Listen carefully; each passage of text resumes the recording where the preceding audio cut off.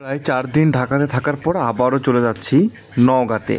হ্যাঁ, নওগাঁ ছাড়া কিন্তু আমার আর ভালো লাগছিল না। ঢাকাতে 4 দিন যাবৎ থাকার পর নওগাঁতে আজকে আবার রওনা দিলাম।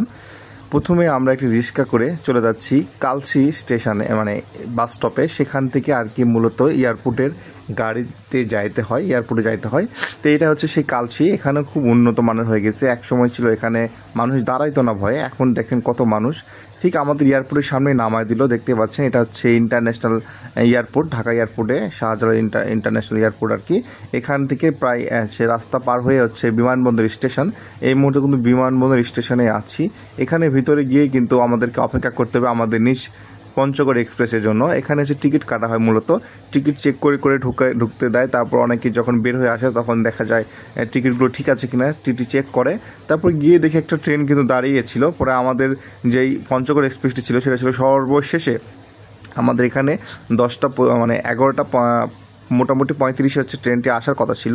তারপর আমরা আগেই চলে গেছিলাম, আমরা প্রায় 10:30টার মধ্যে ওখানে যে পৌঁছে গেছিলাম, কারণ আমরা যাওয়ার সময় কিন্তু ট্রেন মিস করছি, যার কারণে এবার আগেই চলে গেছি।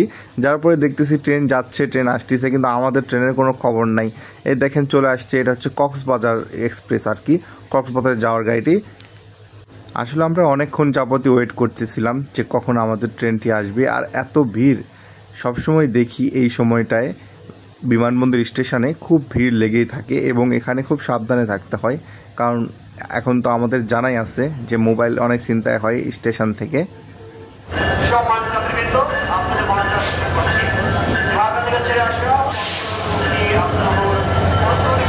অবশেষে আমাদের ট্রেনটি কিন্তু চলে আসলো। আমরা এই ট্রেনে উঠবো, এই জন্য আমরা সামনে এগোচ্ছিলাম। আমাদের যে বগিটি ছিল সেটা একদম সামনে চলে গেছিলো, যার কারণে আমাদের হাতেই ব্যাগপত্র নিয়ে সামনে এগিয়ে যাওয়া লাগছে আর কি।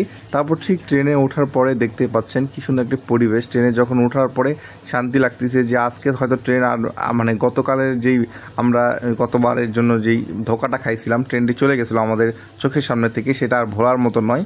তারপরে যখনই এই চাটা আসে তখন আর আমি ঠিক থাকতে পারি না। যদিও এখানকার 1 কাপ চায়ের দাম 15 টাকা, তারপরেও আর কি ভালো লাগে এখানে একটা চা নিতে। তারপরে দেখতে পাচ্ছেন কি সুন্দর হচ্ছে যমুনা সেতু, যদিও নতুন ব্রিজ দিয়ে আমরা যাচ্ছি।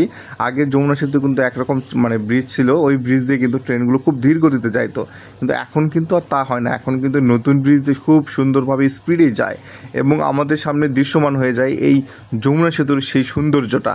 আসলে এই সৌন্দর্যটা অন্যরকম লাগার মতো আর কি দৃশ্য হয়ে ওঠে, কেননা যখন লাইটিং সিস্টেমগুলো এই সেতু থেকে দেখা যায় অনেক সুন্দর লাগে। তারপরে দেখেন সকালের এই দৃশ্যটা কিন্তু মানে একটা মনকে চাঙ্গা করে দেওয়ার জন্যই যথেষ্ট। এটা হচ্ছে আমরা যখন নাটোর পার হয়ে চলে আসছিলাম তখন এই দৃশ্যটি মানে এত সুন্দর লাগতেছিল। সকাল সকাল তখন আনুমানিক সকাল 5টা বেজে গেছে, আমাদেরকে 6টা সাড়ে 5টার সময় নেমে দিছে। তারপরে যখন আমি এই দৃশ্যটা দেখি তখনই মনে হয় না আমি সান্তাহার চলে আসছি। এই দৃশ্যটা হচ্ছে দেখলেই যারা চিনেন তারা কিন্তু বলতে পারবেন এটা কিন্তু সান্তাহার কোলেস্ট্রলের একটা হচ্ছে আলুর কোলেস্ট্রল হচ্ছে এখানে, এবং হচ্ছে আমরা ঠিক সান্তাহারের সামনাসামনি চলে আসছি। এবং সবথেকে মজার বিষয়টা হচ্ছে যখন এইখানে লেখা দেখি সান্তাহার জংশন, তখন কিন্তু আর মনে হয় না আমি বাইরে কোথাও আসি, মনে হয় যে নওগাঁর ভিতরেই চলে আসছি। যদিও সান্তাহার স্টেশন কিন্তু নওগাঁর মধ্যে নয়, নওগাঁর মানে এটা বগুড়ার মধ্যে। তারপর এই জায়গাটা আসলে একদম আপন আপন মনে হয়, একদম আপন আপন মনে হয়। সকাল সকাল বৃষ্টি হয়েছে, যার কারণে দেখতে পাচ্ছেন একদম সম্পূর্ণ ভিজে আছে। এইটা আমরা রিক্সা নেওয়ার জন্য, বাসায় যাওয়ার জন্য রিক্সা খুঁজেই পাচ্ছিলাম না, এরকম একটা অবস্থা সকাল সকাল। আর সামনের দিকে এগিয়ে যাওয়ার পরে যখন গাড়িতে উঠলাম, এবং আপনাদের দেখানোর জন্য সকালের দৃশ্যটি দেখতে পাচ্ছেন খুব সুন্দর, মানে বৃষ্টি ভেজা সকাল, যা বলার মতো নয়। আমরাও যাচ্ছিলাম বৃষ্টি ভেজা সকালেই। এই মসজিদে সবাই ছিলেন মোটামুটি। এটা হচ্ছে ঢাকা রোডের হচ্ছে একটা মসজিদ। তারপরে সামনের দিকে এগিয়ে যাচ্ছিলাম আর ভাবছিলাম আসলে নওগাঁটাই হচ্ছে কত না আপন। আর তো 4-5 দিন যাবত আমরা হচ্ছে ঢাকাতে ছিলাম, মানে ঘোরাফেরা যেমনই করছি, কিন্তু ওই রকম শান্তি কিন্তু পাই নাই। যখন নওগাঁতে ঢুকছি তখন কিন্তু মনের মধ্যে একটা অন্যরকম শান্তি বিরাজ করতেছে, কেননা এটা হচ্ছে চেনা জানা আপন একটি শহর। সামনেই হচ্ছে আমাদের নওগাঁ ব্রিজ, এই ব্রিজটি কিন্তু হচ্ছে লিটন ব্রিজ নামে পরিচিত, সেটা সবাই জানেন আপনারা। তারপর আপনাদের সামনে একটু শেয়ার করলাম এই মসজিদটি। আসলে এই মসজিদের ছবিটা অসম্ভব সুন্দর হয়, যখন আমি এখানে আসি ছবি তুলে রাখি। আর হচ্ছে আমাদের যেই ছোট যমুনা ব্রিজটি আছে সেটাও দেখেন পানি পূর্ণ হয়ে যাচ্ছে ধীরে ধীরে এই বৃষ্টির মৌসুমে। এতে বোঝা যাচ্ছে যে অনেক বৃষ্টি হয়েছে নওগাঁতে। আমরা যদি 4 দিন ছিলাম না জানি না, কিন্তু ঢাকাতে কিন্তু ভালোই বৃষ্টি হয়েছে। তো টই টই করে আমরাও যাচ্ছিলাম যে বাসার দিকে। 4 দিন পর আমার বিল্লিকে বাসায় রেখে আসছি। বিড়ালটা খুব কান্না করে, যখন ভিডিও কল দিয়ে দেখি তখন দেখা যাচ্ছে মেউ মেউ করতে থাকে। এই জিনিসটা খুব খারাপ লাগে, এই জন্য আরও তাড়াতাড়ি এক্সাইটেডভাবে যাচ্ছিলাম। তো দেখতেই পাচ্ছেন যে মুক্তির মোড়ে চলে আসছি এই মুহূর্তে। মুক্তির মোড়ের পরে কিন্তু আদওয়ালের মোড়, তারপরে হচ্ছে বারোনাগা বাসের খুব সামনেই, এবং হচ্ছে সেখানেই আমাদের বাসা আর কি, পাসপোর্ট অফিসের সামনে।